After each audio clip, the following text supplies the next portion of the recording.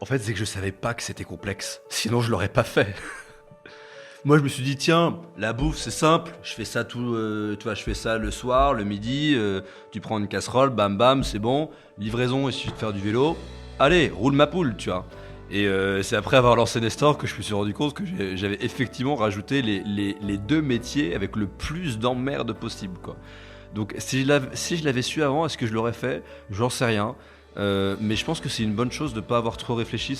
En fait, sinon, je pense que j'aurais jamais lancé ma boîte, tu vois. Lorsque j'ai réfléchi à une image, je me suis dit, mais plus jamais, je ne ferai de la cuisine. Bon, ça tombe bien, un image, c'était pas de la cuisine. Mais plus jamais, je ne souhaite tout internaliser. C'est beau sur le papier, c'est une connerie dans la réalité. Parce que t'es juste pas focus.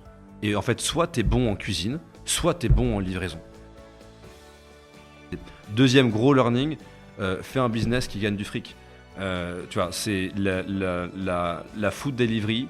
La réalité, c'est que le modèle, c'était un modèle qui était compliqué. Et dès que tu commençais à rajouter des coûts marketing, c'était un modèle qui ne tenait pas la route. Tu peux avoir un impact positif dans la vie des gens sans pour autant, tu vois, être dans la green tech. Et là aussi, tu vois, c'est aujourd'hui ce qui m'excite. C'est de me dire que ce que je fais, ce que je suis en train de bâtir, ce qu'on essaye de construire, ça a un impact sur des millions de personnes. Ça demande énormément de responsabilité, parce que ça veut dire que les contenus qu'on produit doivent être, tu vois, de bonne facture. Mais ce qui me rend le plus heureux, c'est de voir à la fin mes enfants dire ah papa, j'ai adoré ce dessin animé de Pocoyo, ou est-ce qu'on peut faire ceci, est-ce qu'on peut faire cela, tu vois. C'est de voir les gens, tu vois, de même que pour Nestor, il y avait rien qui me rendait plus heureux que de voir les clients, tu vois, m'envoyer des messages, les voir en vrai, et de me dire que, en fait, avec un repas, tu leur avais fait leur journée. Et vraiment, tu leur avais donné un smile dans leur journée. C'est important, tu vois. Et il n'y a pas de, tu vois, et t'es pas obligé de faire quelque chose d'énorme pour avoir un gros impact dans la vie des gens. Et le point commun, tu vois, entre Nestor et Animage, c'est ça, c'est que c'est à chaque fois deux boîtes qui sont ancrées dans le quotidien des gens. Parce que la communauté est clé, parce que l'entraide nous possède, on a décidé de mettre en lumière tous ces visionnaires. Bienvenue dans le podcast Build a City for Good de Daphne.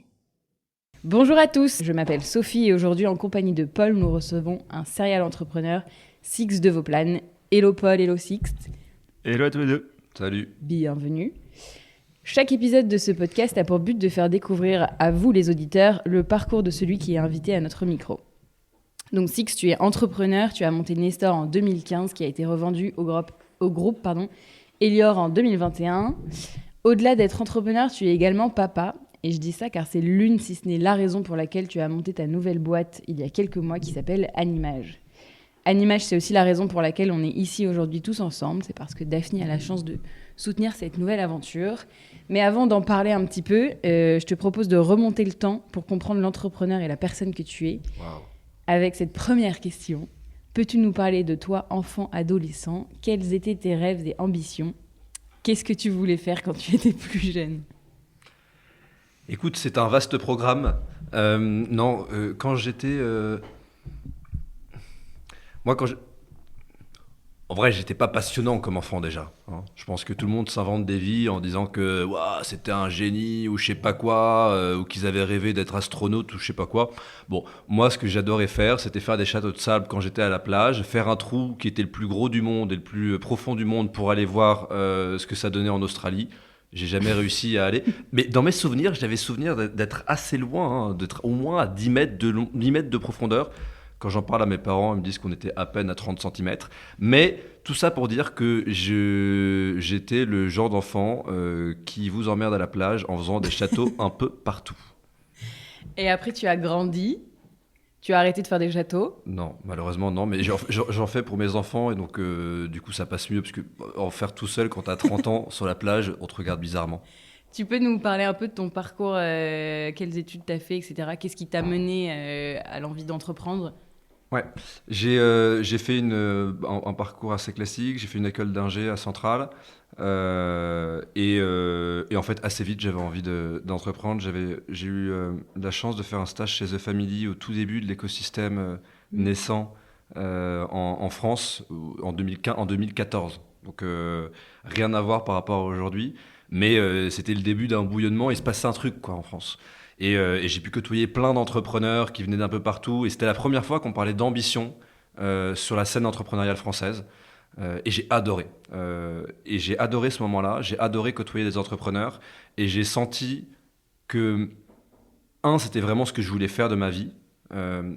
Et deux, que en fait, il n'y avait pas forcément besoin d'avoir 15 ans, 20 ans ou 30 ans de parcours pour pouvoir lancer sa boîte. Ce qui paraît un peu évident aujourd'hui, ce qui en 2014 l'était moins, ce qui a 10 ou 15 ans l'était beaucoup moins. C'est-à-dire que quand tu rentres en école d'ingé, tu es formaté à faire un boulot d'ingénieur, un boulot de financier ou finir en boîte de conseil pour pouvoir apprendre sur le tas, quoi.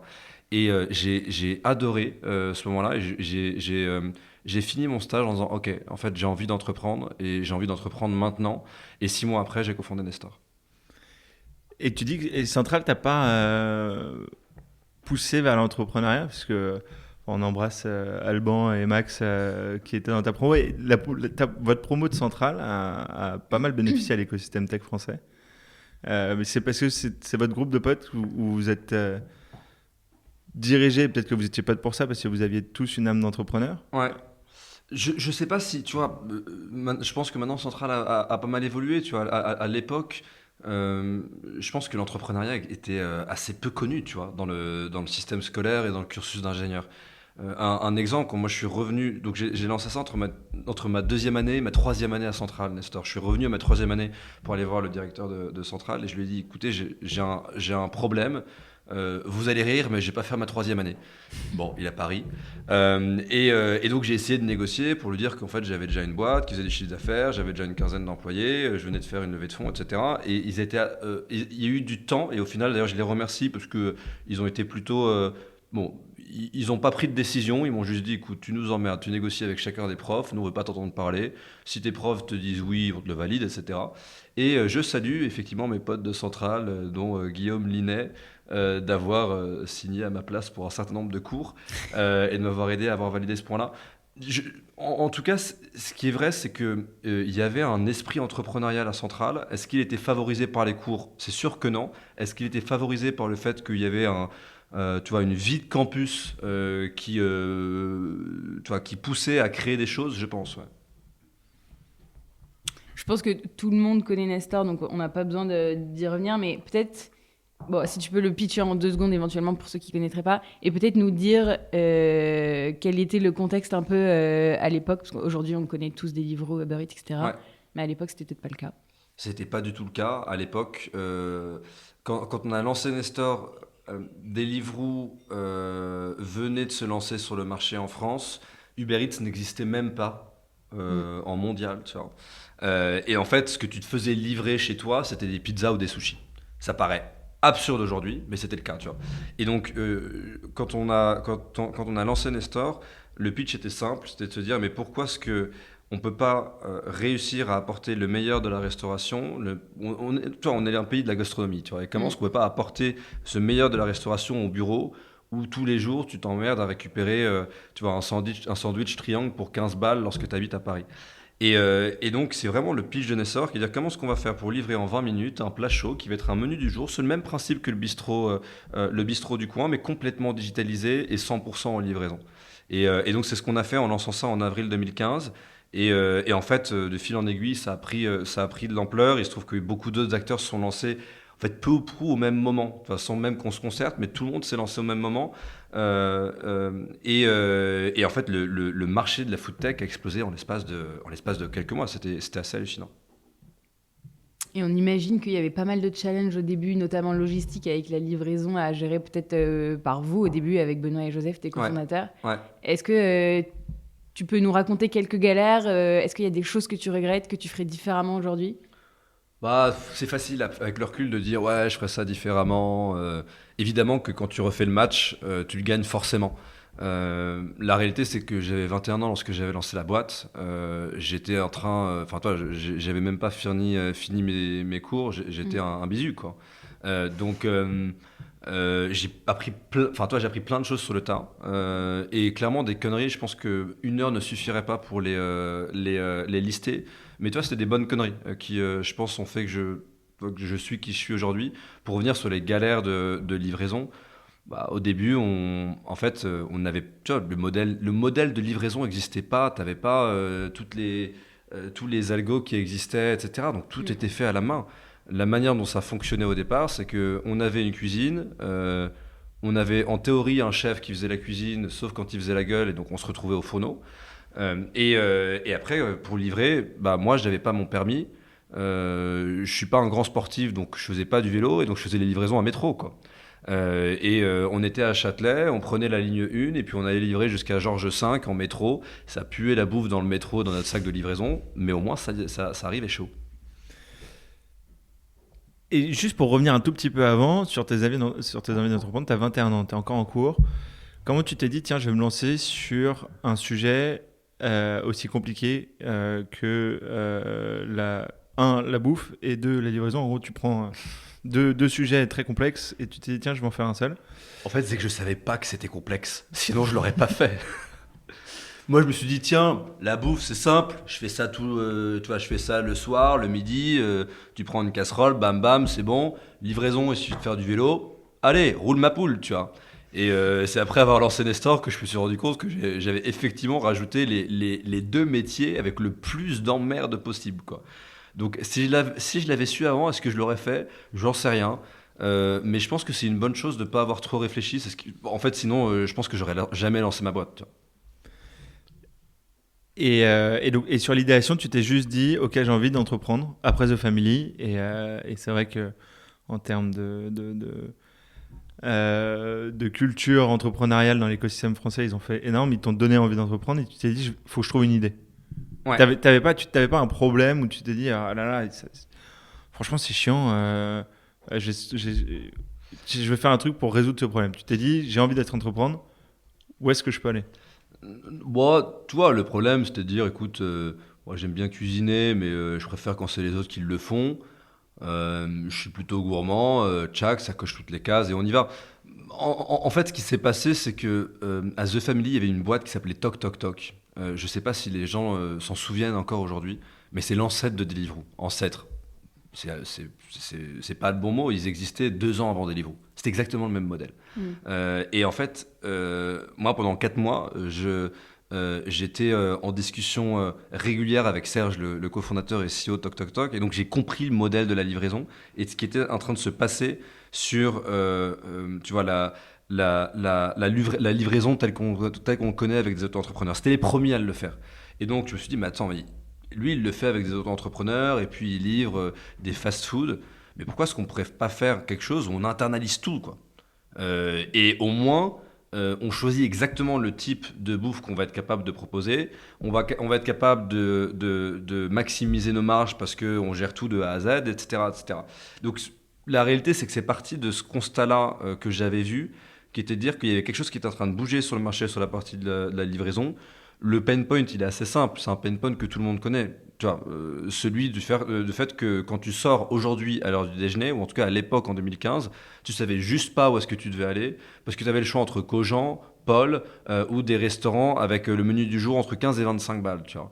Et donc, le pain point, il est connu. Et pourquoi est-ce qu'on n'arrivait pas à le faire jusqu'à présent? Parce que les modèles de livraison n'étaient pas aussi performants qu'aujourd'hui, et que le monde n'était pas... Tu vois, et que le fait qu'on décide de commander des repas sur Internet, c'était aussi un shift dans la consommation des personnes qui étaient pas encore, enfin qui en étaient au tout début, tu vois. Et Toc Toc Toc faisait partie de ces évangélistes de la première heure, en train de dire regardez, achetez sur Toc Toc Toc, etc. Donc ça m'a beaucoup inspiré. Et après, effectivement, j'ai rajouté cette brique-là. Je me suis rendu compte que ça avait l'air de répondre à un besoin. Et je pense que la meilleure manière de le faire, l'avantage avec ces modèles-là, c'est que tu n'as pas besoin de grand-chose pour le tester, quoi. Et donc, à partir du moment où je sentais qu'il y avait quelque chose qui se passait, j'ai voulu confronter mon idée très rapidement sur le marché. La meilleure manière de le confronter sur le marché, j'avais pris un Typeform. Non, j'avais fait pire, en fait. Enfin, pire. J'avais fait, en tout cas, plus rapide. J'étais à la sortie de Saint-Paul, juste à côté. Et en fait, j'alpaguais les gens dans la rue, je dis ouais, est-ce que vous avez faim? Ils disaient ouais, t'es qui toi? Je dis je vous offre un repas pour 15 balles, etc. Est-ce que vous le voulez? Et bon, c'était un peu compliqué, ils comprenaient pas pourquoi il y avait un jeune de 21 ans qui leur sautait dessus pour pouvoir leur vendre un repas de 15 euros. Ils me disaient mais t'es où? Je leur disais je suis à un endroit mais je peux pas te montrer, c'est une cuisine fantôme. Il dit mais est-ce que t'as un website? Je dis j'ai pas de website. Est-ce que t'as une carte de visite? Je lui sortais ma carte d'étudiant. Donc c'était un peu complexe, mais malgré tout, au bout de 2 heures, j'arrivais à vendre des repas. Surtout, le plus intéressant, c'est quand je les vendais et que je gardais le numéro de téléphone et que j'appelais le gars après, il me disait mais j'ai adoré le repas, vas-y. Et il y avait une vraie récurrence sur le sujet. Et donc de fil en aiguille, je me suis dit ok, on va continuer, là-dessus. Mais j'étais pas encore sur est-ce que c'est le déjeuner, le dîner, etc., etc. Et puis j'ai récupéré, c'était au moment où LinkedIn avait une politique de confidentialité qui était différente et donc on pouvait avoir accès aux adresses email relativement facilement. Et donc j'ai récupéré une base de mails, j'ai envoyé des emails, j'ai fait un A/B test en disant voilà, Nestor, 15 euros le midi, Nestor, 15 euros le soir. Et à partir de là, j'ai vu qu'il y avait juste, je crois que c'était 4 à 5 fois plus de demandes sur le midi que sur le soir. Et donc j'ai shifté sur le midi, je me suis concentré à 100%, j'ai regardé sur LinkedIn où est-ce qu'il y avait le plus d'entreprises par arrondissement. J'ai vu que c'était le 8e arrondissement et je me suis concentré sur un quartier du 8e arrondissement qui commençait à Charles de Gaulle Étoile, qui finissait au bout de l'avenue Hoche, quoi, grosso modo, et ça faisait une sorte de cercle à ce niveau-là. Et pendant 6 mois, on a bastonné cette zone. Et quand je dis bastonné, c'est-à-dire que les gens n'en pouvaient plus, quoi. On leur distribuait des tracts, des emails, on les appelait, on allait toquer à la porte des bureaux pour pouvoir... il y avait même un moment où nos livreurs, on les avait formés pour être des vendeurs. Ils arrivaient avec leur sac, ils arrivaient dans l'accueil, ils arrivaient à négocier un peu avec l'assistant ou l'assistante de l'accueil pour pouvoir monter à l'étage. Ils montaient à l'étage et au niveau de l'open space, allez c'est bon, j'ai 10 repas dans mon sac, qui prend? Premier arrivé, premier servi. Et ça fonctionnait, quoi. Mais c'était le début de la food delivery. Et ça nous a permis en fait, de valider le fait qu'il y avait une vraie traction, une vraie demande. Et c'est à ce moment-là qu'on a commencé à se professionnaliser, une vraie cuisine, un vrai site, parce qu'à ce moment-là, on était encore sous Typeform plus Shopify ou un truc du genre. Qu'on a commencé à avoir une flotte de livreurs, parce que globalement, nos potes, ils étaient contents de nous aider pendant 4 mois. À un moment, ils nous ont dit, écoute, t'es marrant, mais on va pas faire la moitié de ton business toute ta vie, quoi. Et qu'on a créé le modèle. Attends, au début, t'avais bien un chef quand même, rassure-moi. Au début, j'avais un chef. J'en avais plusieurs. Non, j'avais un chef. J'en avais un. On changeait régulièrement de chef qui travaillait qui travaillait, tu vois, en extra chez nous. Il travaillait dans un restaurant, puis après il travaillait le soir ou le matin chez nous. Pendant les 6 premiers mois dont je te parle, on n'avait pas de chef, tu vois, qui était élu avec un domicile fixe, on va dire, quoi. Tu vois, ça changeait régulièrement, quoi. Et c'était un peu instable, tu vois. Il y a notamment un jour où il y a une chef qui, tu vois, tous les jours à 10h, on goûtait tout, quoi. Entrée, plat, dessert, bam, bam. Et à un moment, la chef arrive, elle nous fait goûter une tarte au citron. Et vraiment, j'ai pris la tarte. Je lui ai dit, mais c'est pas possible, ça. On peut pas... Moi, tu me donnes ça en tant que client, je t'insulte. Et je pense que les gens qui sont dans le 8e arrondissement, ils vont nous insulter. Enfin, moi, je suis pas fier de ce que je sors. Donc, on reprend la tarte au citron. Je pense que je l'ai dit avec un peu moins de finesse. Elle l'a très T'es mal... pas très fin, là, déjà. Hein. Ah ouais? Merde. Bon, en tout cas... Je t'insulte. En tout cas, elle l'a très mal pris. Et puis, elle est partie. Elle partait régulièrement. Sauf qu'elle est jamais revenue. Et donc là, il est 10h du matin. T'as comme ça, t'as la cuisine, t'as ton plat qui est sur le feu, t'as ta tarte au citron qui est ratée, et ton entrée qui était bien. Tu dis, merde, qu'est-ce que je fais? Et là, tu prends ton téléphone, t'appelles tout le monde, tu leur fais « J'ai besoin d'aide, les gars, donc venez !» Et pendant 2 semaines, on a fait la cuisine, mais tous les jours, jusqu'à ce qu'on trouve un autre chef. Et après, on s'est dit « Bon, ça suffit les conneries, les chefs qui changent tous les 3 jours, on arrête. » Et on a eu la chance de rencontrer un chef, Julien Jarige, qui sortait de Ferrandi, qui avait fait des très belles maisons, etc. Et qui était devenu notre premier chef chez Nestor. Et ça a duré combien de temps, Nestor ? 2015 jusqu'à 2021. Ouais, c'est ça. Donc 6 ans.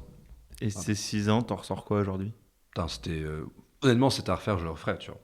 Je le referais différemment, évidemment, tu vois. Mais je regrette rien.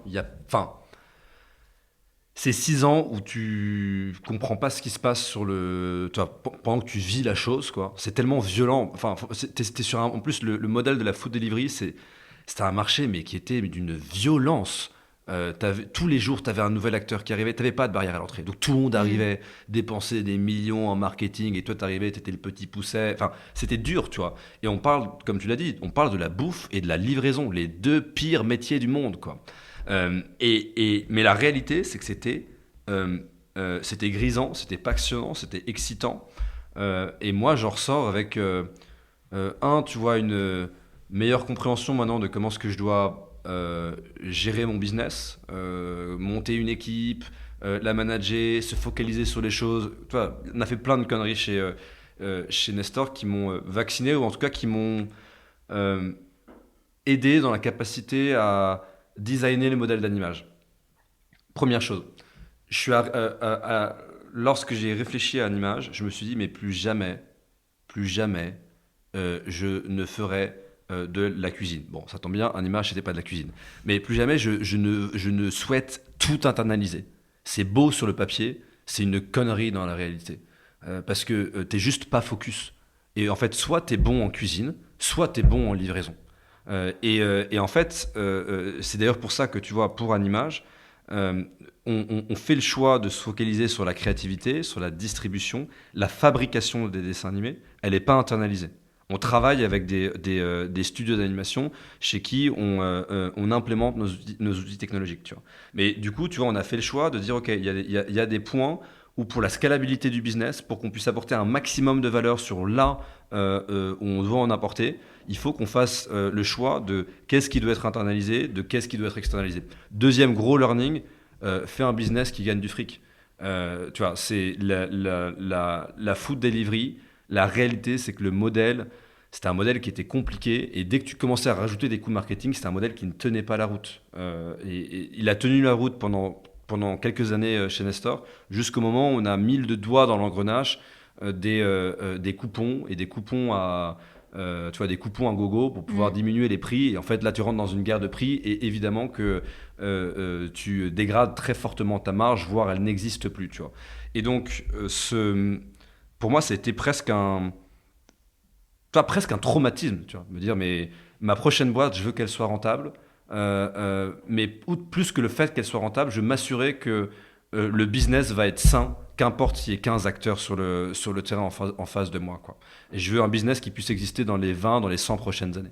Et du coup, tu as fait une transition vers Animage, mais tu ne nous as pas dit exactement, pour nos auditeurs, est-ce que tu peux dire la mission et ce que vous proposez ? Ouais. Donc, Animage, nous, on produit des dessins animés pour enfants. On essaye de produire les meilleurs contenus pour vos enfants, pour nos enfants, qui vont les aider à nourrir leur imaginaire. Parce que je suis persuadé que c'est en nourrissant ton imaginaire au plus jeune âge que tu vas construire l'homme que tu vas devenir. Concrètement, ce qu'on fait chez Animage, c'est que on va racheter les plus belles propriétés intellectuelles du monde, donc les plus beaux shows qui existent. Pense à tout ce que tu kiffais quand tu étais petit, tu vois, même aujourd'hui. Tu vois. Et ben en fait, on va essayer de les retrouver, on va les racheter, on va les fédérer et on va essayer de les scaler pour en faire des franchises mondiales. Le point derrière Animage, c'est de se dire que c'est pas normal, que ça fait maintenant plus de 30 ans que le marché est trusté par des médias américains et par des majors américains. On n'a qu'une voix qui est portée aujourd'hui dans ce marché-là. Et c'est pas sain en termes de diversité de contenu, et c'est pas sain en termes d'équilibre, de culture. Et nous, ce qu'on veut faire, c'est qu'on pense que il y a des choses qui sont passionnantes, qui mériteraient d'être entendues. Pocoyo, c'est le meilleur exemple. Le monde mériterait de connaître Pocoyo.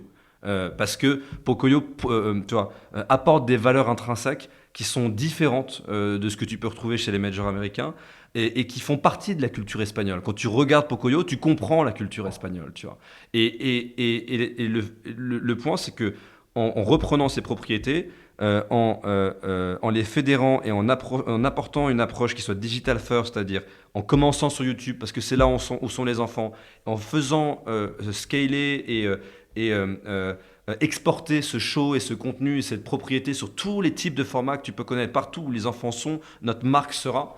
on est capable de pouvoir, si tu veux, créer une sorte de contrepoids aux majors américains. Et nous, ce qui nous fait rêver, ce qui nous excite aujourd'hui chez Animage, c'est de se dire qu'on est probablement à un des meilleurs moments pour pouvoir construire un leader qui, pour une fois, ne viendrait pas des États-Unis.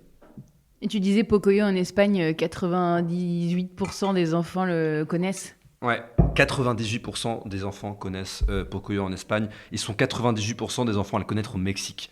C'est hallucinant, tu vois. C'est devant pas de patrouille. Et pour autant, tu vois, c'est relativement peu connu en France. Il y a encore plein de choses à faire dans d'autres territoires. Et donc c'est ça qui nous intéresse. C'est comment ça se fait que ce show qui fait partie de la culture espagnole n'a pas réussi à traverser les frontières. La réalité, c'est qu'elle n'a pas réussi à traverser les frontières parce qu'elle était entre les mains d'indépendants et qu'aujourd'hui, si tu es un indépendant, tu n'es pas capable d'avoir les ressources financières, d'avoir la taille, d'avoir les capacités de distribution, d'avoir les capacités de production pour pouvoir faire en sorte que ta propriété, ton œuvre, elle soit connue de tous. Tu aurais l'équivalent français pour que ceux qui nous écoutent comprennent un peu ce qu'est Pocoyo pour les hispanophones? Moi, tu vois, je dirais c'est l'équivalent d'Astérix, tu vois. C'est l'équivalent de Babar, c'est l'équivalent de Paddington au UK. C'est une propriété qui est profondément ancrée dans la culture espagnole. Si vous connaissez des gens qui vivent en Espagne, vous leur parlez de Pocoyo, vous verrez, ils vous répondront par une petite danse. Ça paraîtra bizarre, mais c'est la danse de Pocoyo. Et tu disais, donc Pocoyo, c'est une propriété intellectuelle que vous avez rachetée récemment. Vous en avez 2 autres. Ouais. Donc on a racheté effectivement 3 propriétés. A-Kids, qui est le plus gros réseau de comptines pour enfants en Europe. Ils ont grosso modo tout le catalogue de comptines pour enfants traditionnels que tu puisses connaître en France, dans les pays nordiques ou dans les pays d'Europe de l'Est. Derrière, c'est A-Kids. Le but, c'est d'en faire une franchise multigénérationnelle musicale. Et d'aller au-delà des comptines traditionnelles. Tu vois, la comptine traditionnelle, c'est ce qui permet de faire le pont entre les parents et l'enfant. C'est des choses c'est une sorte de lien, tu vois, multigénérationnel. Et l'idée, c'est comment est-ce qu'on peut, avec iKids, aller plus loin que ça et proposer des chansons, des histoires chantantes qui vont être capables de continuer, de faire grandir l'enfant et de pouvoir faire ce lien avec les parents. Et le troisième, c'est Kidibli. Qui est encore aujourd'hui la plus grosse chaîne YouTube en Allemagne, avec plus de 6 milliards de vues par an. Anciennement appelé Kinderspielzeugkanal. C'était un play un peu particulier avec Kidibli et dont on est très fiers. C'était une ancienne chaîne d'unboxing vidéo. Pour ceux qui ne connaissent pas les vidéos d'unboxing, c'est des vidéos où il y a quelqu'un qui se filme en train de jouer avec des Playmobil ou des Lego. Concrètement, c'est le type de contenu contre lequel on se bat chez Animage. C'est des contenus qui sont cheap, qui sont peu qualitatifs et qui n'apportent rien à l'enfant, mais qui pullulent aujourd'hui sur les réseaux sociaux. La première chose qu'on a fait en rachetant Kidibli, c'est qu'on a supprimé la production de ce genre de contenu et on l'a transformé en un mini C'est pas sorcier pour des enfants de 4 à 8 ans. Et ce qu'on a permis de faire, c'est que les 50 millions d'abonnés qui regardaient de la merde avant sur Kidibli, en fait, on est capable d'élever le débat et de leur permettre de pouvoir regarder aujourd'hui des contenus ludo-éducatifs pour les enfants. Et le plus beau dans tout ça, c'est que ces contenus performent mieux qu'avant. Parce que si on est capable de pouvoir apporter de la qualité, à la fin, le reste suit. Et comment tu conjugues le monde des créas et la tech, l'IA? C'est 2 mondes très différents. Mais je pense qu'aujourd'hui, la tech, et en particulier l'IA, c'est une opportunité incroyable qui est donnée aux créatifs pour pouvoir faire scaler leur œuvre. Tu vois, si tu prends ce qui s'est passé, dans l'histoire de l'art, tu vois, il y a toujours eu ce questionnement de la part du créatif de comment je vais réussir à magnifier mon œuvre et comment faire en sorte que l'œuvre que je suis en train de créer puisse être scalable. C'est l'histoire de l'imprimerie, c'est l'histoire tu vois, de Michel-Ange qui va avoir une école dans laquelle des élèves vont travailler pour lui pour pouvoir réussir à peindre avec le style de Michel-Ange qui va ensuite signer. C'est le cas de la du cinéma parlant. Enfin, voilà, à chaque fois, la technologie, lorsqu'elle a été bien adoptée, bien construite, bien conçue, elle est là pour pouvoir élever le niveau pour l'artiste.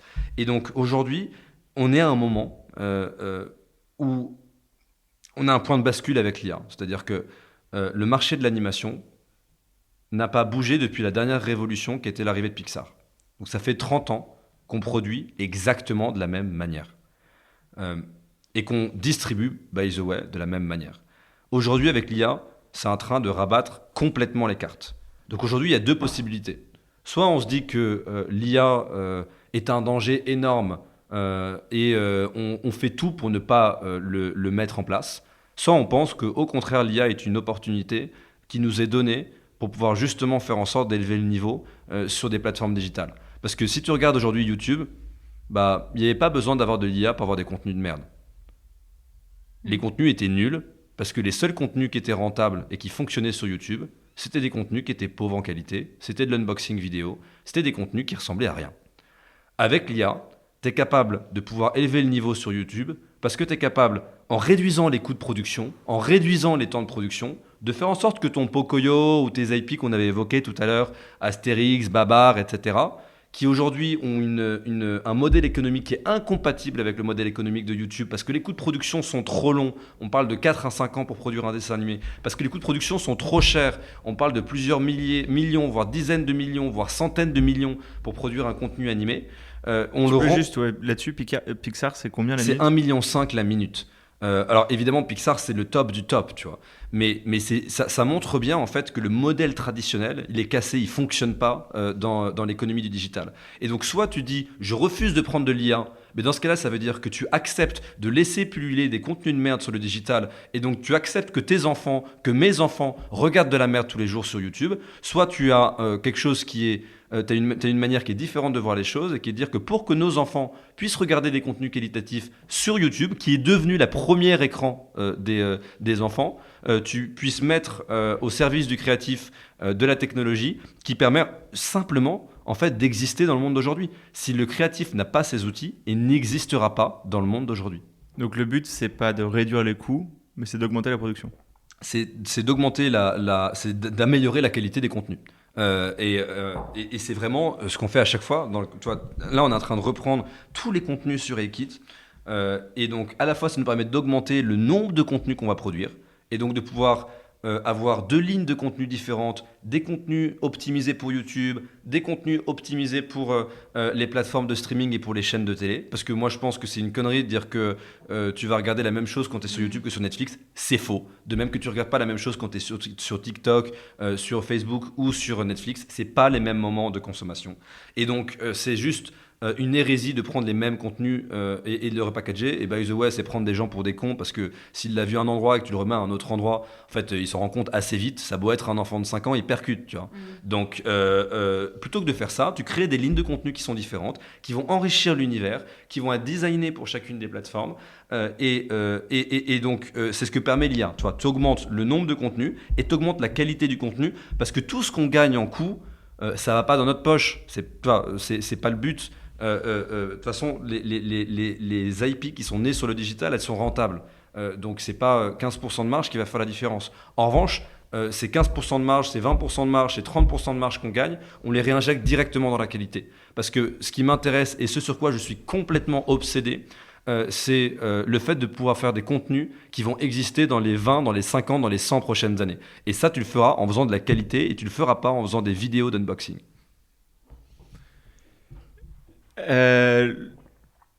C'est bien parce que tu as l'air autant passionné par livrer des déjeuners dans les entreprises du 8e arrondissement que de faire rayonner la culture espagnole chez tous les enfants du monde et bientôt la culture allemande. C'est quoi du coup ce qui te motive le plus dans l'entrepreneuriat ?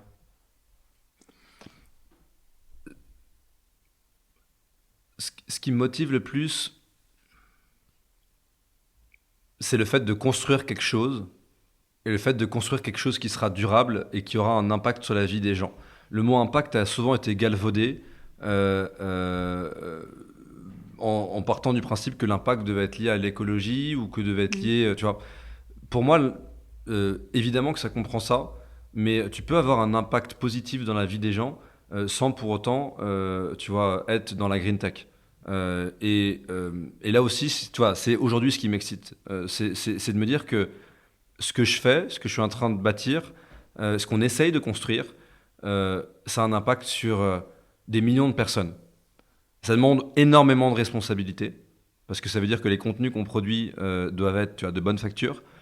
Mais ce qui me rend le plus heureux, c'est de voir à la fin mes enfants dire ah papa, j'ai adoré ce dessin animé de Pocoyo, ou est-ce qu'on peut faire ceci, est-ce qu'on peut faire cela, tu vois. C'est de voir les gens, tu vois, de même que pour Nestor, il y avait rien qui me rendait plus heureux que de voir les clients, tu vois, m'envoyer des messages, les voir en vrai, et de me dire que en fait, avec un repas, tu leur avais fait leur journée.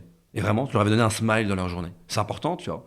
Et il n'y a pas de. Tu vois, et t'es pas obligé de faire quelque chose d'énorme pour avoir un gros impact dans la vie des gens.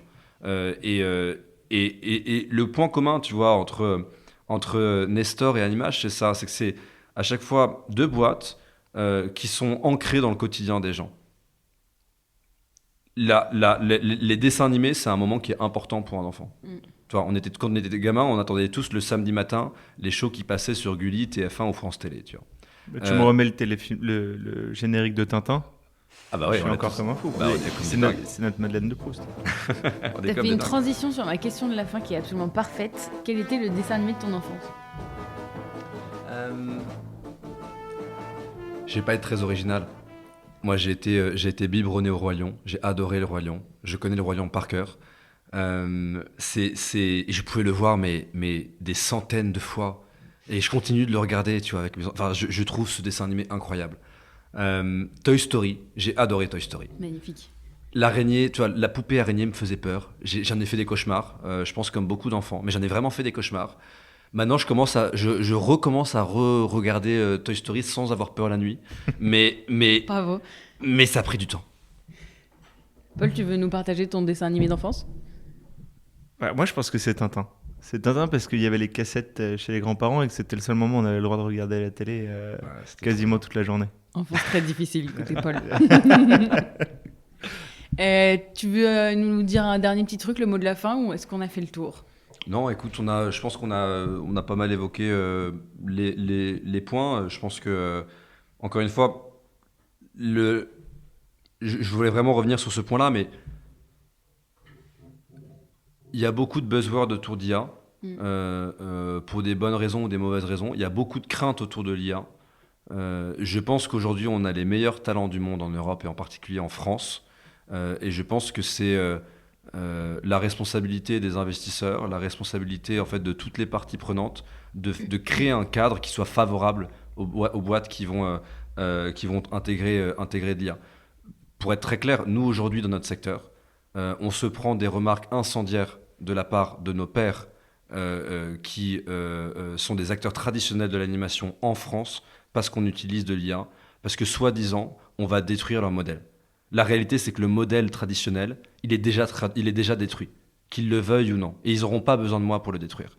En revanche, c'est comment est-ce que collectivement, avec chacun des acteurs indépendants, on est capable de pouvoir intégrer de l'IA, et c'est ce qu'on veut faire, parce qu'à chaque fois qu'on rachète une propriété intellectuelle, on ne donne pas juste un chèque et puis on lui dit ciao, on ne se revoit plus.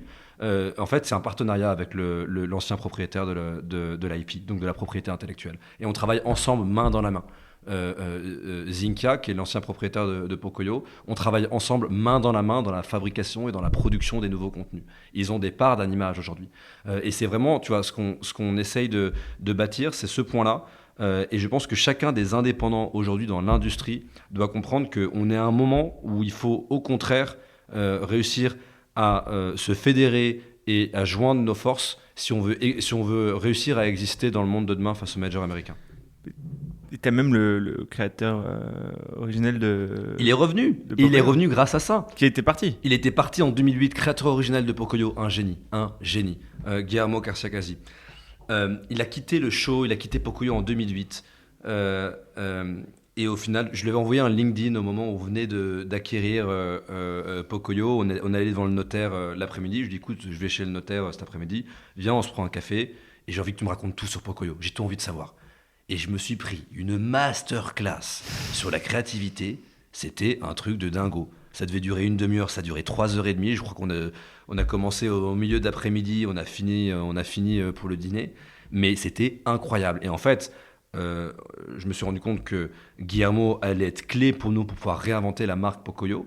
Et la réalité, c'est que ce qui intéressait Guillermo, c'était pas juste de faire Pocoyo avec, tu vois, l'ancien modèle. Ce qui l'intéressait, c'était de dire comment ce que, tu vois, et lui, il travaille avec nos techs pour voir comment est-ce qu'on peut réussir à aller plus vite, comment est-ce qu'on peut réussir en fait, à faire en sorte que Pocoyo puisse exister dans le monde de demain. Et il y a encore plus de créativité finalement. Mais grave. Tu vois, et je te dis, Guillermo, là, on travaille sur un autre modèle IA qu'on va dévoiler dans les prochains mois. Et Guillermo travaille main dans la main avec nos créatifs et quand avec nos techs. Et quand nos techs disent, bah attends, on préfère ci, il est comme un dingue. Il dit, mais waouh, mais moi aussi, je veux ça. Si vous me faites ça, je vous offre une bouteille de champagne, etc. Mais parce que, en fait, les bons créatifs, les très bons créatifs, ils comprennent que l'IA est une chance et pas une menace. Du coup, tu as forcément une position sur la grève d'Hollywood là, qui a duré toute l'année 2023. Ouais, j'ai une position. Tu l'entends, j'imagine. Non, mais ouais, c'est quoi ton avis là-dessus? Non, c'est bon, next. C'était un débat de société. Et Non. toi, tu es en plein dedans. T'as des remarques là-dessus. Ouais. Moi, alors, pour être très clair, je comprends cette grève. Et je comprends, tu vois, les inquiétudes. Je pense juste que aujourd'hui, le débat est devenu complètement bipolaire, complètement passionnel. Il n'y a plus aucune rationalité dans le sujet. Et vraiment, je ne sais pas si vous avez vu, tu vois, vous avez vu le film Babylone? Ouais. C'est exactement la même chose, si tu veux, lorsqu'on est passé au parlant. Oui, il y a des métiers qui vont changer, et qui vont changer durablement. La question, c'est que tu veux faire quoi? Tu veux tout supprimer, et puis on garde les métiers tels qu'ils étaient avant? Ils vont changer, mais ils ne vont pas être supprimés. Ils vont être changés pour faire quelque chose de mieux, de différent. En tout cas, de différent. Et donc, la question, c'est comment est-ce qu'on peut accompagner tu vois, le secteur aujourd'hui et comment est-ce qu'on peut faire en sorte que ce secteur tende vers quelque chose de plus qualitatif. Donc, moi, ma position, elle est de dire qu'il faut dépassionner le débat, qu'il faut se poser sur les points positifs, les points négatifs et sur les risques. Il y a des risques dans l'IA. Il y a des risques de pouvoir... tu vois, il y a des zones d'ombre juridiques. Sur l'entraînement des données, sur les droits d'auteur. On parlait de dubbing tout à l'heure. Il y a des zones d'ombre. Moi, je suis partisan, tu vois, qu'on arrive à trouver une solution juridique à ça. Mais la solution juridique, ça va pas être de dire on doit supprimer l'IA. Parce que de toute façon, si nous on le fait, si nous on pose cette position juridique en France, il y aura un pays qui le fera. Et à la fin, et ça se passera comme à chaque fois, on n'aura que nos yeux pour pleurer. Et puis il y aura d'autres acteurs qui seront devenus très gros. Parce qu'ils auront eu le temps d'innover, alors que nous, la seule chose qu'on aura fait, ça aurait été de bâtir des barrières, de bâtir des frontières qui vont être submergées par la vague technologique.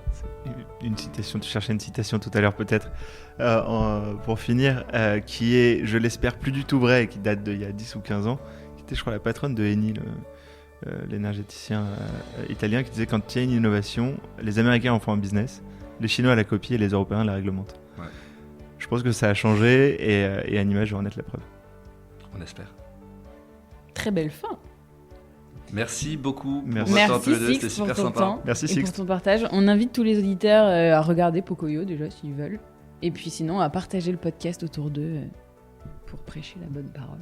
Merci pour tout. Ciao, ciao. Ciao. Salut.